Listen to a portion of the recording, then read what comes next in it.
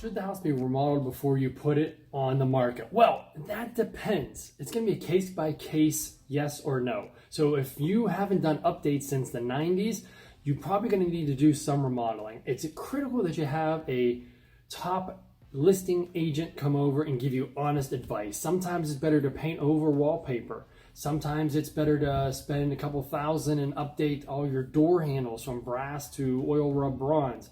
Sometimes you have these gold plastic light fixtures. It'd be worth it to spend maybe $2,000 to $5,000 to get a $10,000 return, or just to be able to even get somebody to come and look at your house. So it's going to be a case-by-case situation. The top thing to do before you put your house on the market, the number one thing, I just saw National Association of Realtors did a study, the biggest bang for your buck is, are you ready?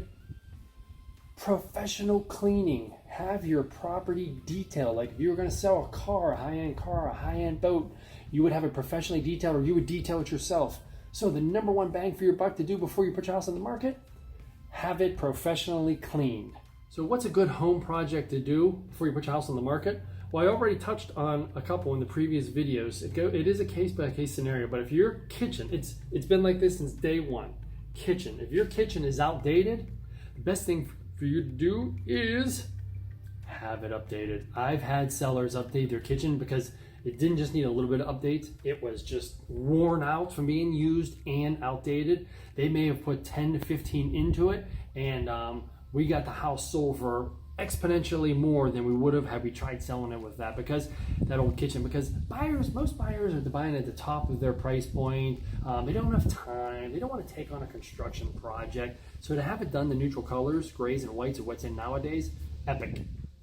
So when it comes to outdoor updates, unlike this house, having grass is very important. So we live in a swipe left, swipe right environment. What that means is buyers will be sitting at a red light and a new house will pop up on their phone from Zillow or Realtor.com, MLS, whatever, and they will look at the very first picture and decide whether they want to swipe right for more or swipe left to dismiss. So you want to make sure your landscaping is done to the nines. There is no best and worst project.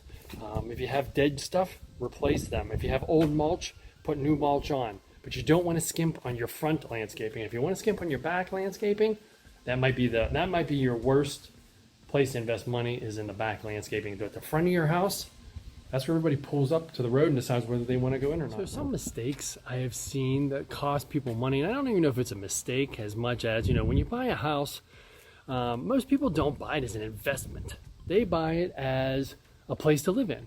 So when you live in it, you're going to make different decisions than if it was an investment. If you were buying a house to flip it or build it, develop it and sell it, you would make different decisions. So I would say the biggest mistake is over personalizing.